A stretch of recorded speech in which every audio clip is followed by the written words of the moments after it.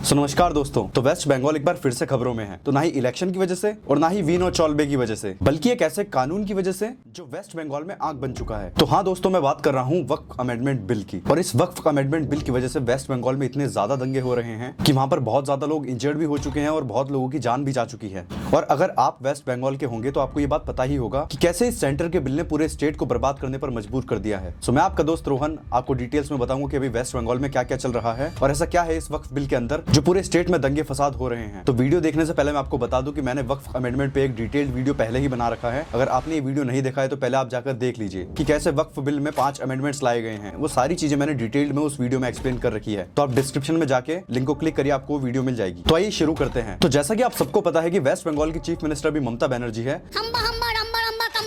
और उन्होंने साफ साफ मना कर दिया है कि वक्फ बिल को वेस्ट बंगाल में पास नहीं होने देंगी। मुर्शिदाबाद वेस्ट बंगाल का ही एक शहर है और कल तक लोग यहाँ पर आराम से रह रहे थे और आज वहाँ पर सिचुएशन ऐसी हो गई है कि वहाँ के जो लोग हैं वो नदी पार करके मालदा साइड शिफ्ट होने को मजबूर हो चुके हैं और किसी भी हालत में जिंदा बचना चाहते हैं। और इस वक्फ एक्ट ने पूरे वेस्ट बंगाल को हिलाकर रख दिया है। और अभी तक तो हम सिर्फ यही सुन रहे थे कि इस एक्ट की वजह से लोग प्रोटेस्ट और लड़ाई कर रहे हैं, लेकिन अब वेस्ट बंगाल पहला स्टेट बन चुका है जो इस एक्ट की वजह से एक दूसरे की जान लेने पर उतर आया है। और अभी तक टोटल वेस्ट बंगाल में 3 लोगों की मौत हो चुकी है और 150 से ज्यादा लोग इंजर्ड हो चुके हैं। और पूरे मुर्शिदाबाद डिस्ट्रिक्ट में पैरामिलिट्री फोर्स भी तैनात कर दी गई है, क्योंकि जो सिचुएशन अभी वहां पर चल रही है उस हिसाब से बीजेपी नेताओं का कहना है कि वहां पर अफस्पा एक्ट लगा देना चाहिए। और इस अफस्पा एक्ट के अंदर इंडियन आर्मी को उतारा जाता है शहर के अंदर, ताकि जो भी प्रोटेस्ट और राइट्स होंगे उनको रोकने की जिम्मेदारी इंडियन आर्म्ड फोर्सेस के अंडर आ जाती है। और जैसा कि आपको पता है कि आज हम विश्व गुरु बनने का ख्वाब देख रहे हैं, लेकिन इन सब दंगे फसाद के कारण वहाँ की इकोनॉमी पर कितना असर पड़ रहा होगा। जहाँ अभी ट्रंप पूरे विश्व पर टैरिफ्स लगा रहा है, उस बीच अगर जो ये सारी खबर पूरे देश में फैलेंगी कि भारत के एक शहर वेस्ट बंगाल में ऐसे ऐसे राइट्स हो रहे हैं, तो कौन सा देश हमारे देश में इन्वेस्ट करने आएगा। और जैसा कि आपको पता होगा कि अभी अमेरिका ने सारे देश पर टैरिफ्स लगा दिए थे और सारे देशों से 90 दिन तक टैरिफ्स उठा लिए गए हैं, लेकिन चाइना और अमेरिका के बीच टैरिफ वॉर अभी भी चल ही रहा है। और इस बीच कहीं ना कहीं इंडिया के लिए एक बहुत बड़ी अपॉर्चुनिटी है अपने एक्सपोर्ट को बढ़ाने के लिए।